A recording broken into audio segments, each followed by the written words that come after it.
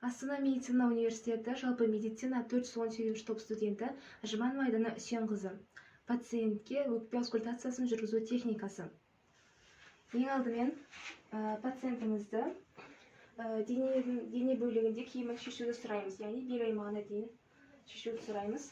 Және ыңғайлы болу үшін тік қалыпта тұруын өтінеміз. Бізде жалпы негізінен өкпе аускультациясы бұл негізінен өкпедегі негізгі және қосымша тыныс жолдарын анықтау мақсатында жүргізіледі. Аускультация біз симметриялы тұрғыда жүргіземіз, яғни симметриялы тұрғыда оң жақтан сол жаққа қарай. Маған, яғни дәрігерге ыңғайлы болу үшін біз науқастың пациенттің оң жағына тұрамыз.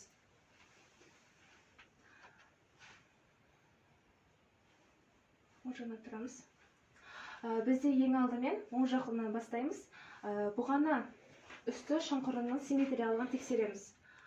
Пациентімізге тыныс алып, тыныс шығарып тұруын сұраймыз. Тыныс алыңыз, шығарыңыз. Тыныс алыңыз, шығарыңыз. Бізде әрі қарай бұғана орта сызығы бойымен бірінші қабырғалық. Тыныс алыңыз, шығарыңыз. Тыныс алыңыз, шығарыңыз.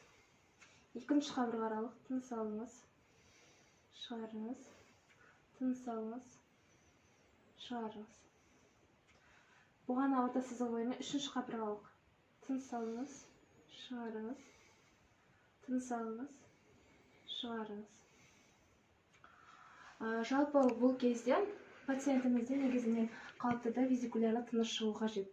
Және де пациентімізді қолын әрі қарай мойнына қоюын сұраймыз. Бүйір аймағына тексеретін боламыз. Қолтық асты, яғни ортаңғы сызығы бойымен қабырғалықтарды тексереміз. Бірінші қабырғалықтан. Тыныс алыңыз, шығарыңыз. Тыныс алыңыз, шығарыңыз. Тыныс алыңыз,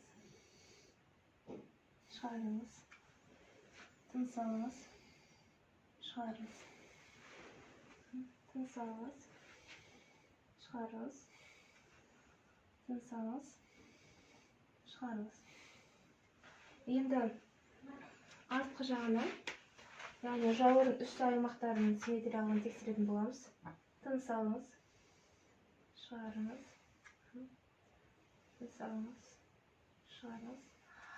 Пациентімізді өз-өзін құшақтауын сұраймыз, яғни жауырын ашылу үшін. Тыныс алыңыз. Бірінші қабырғалықтан. Екінші. Симметриялы тұрғыда тексеретін боламыз.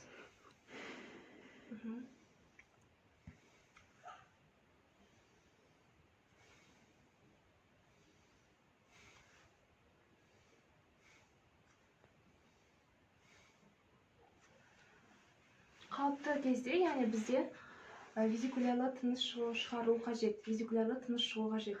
Яғни біз пациентімізді аускультация жасап болдық. Яғни пациентіміздің дені сау, қалыпты визикулярлы тыныс шығып тұр.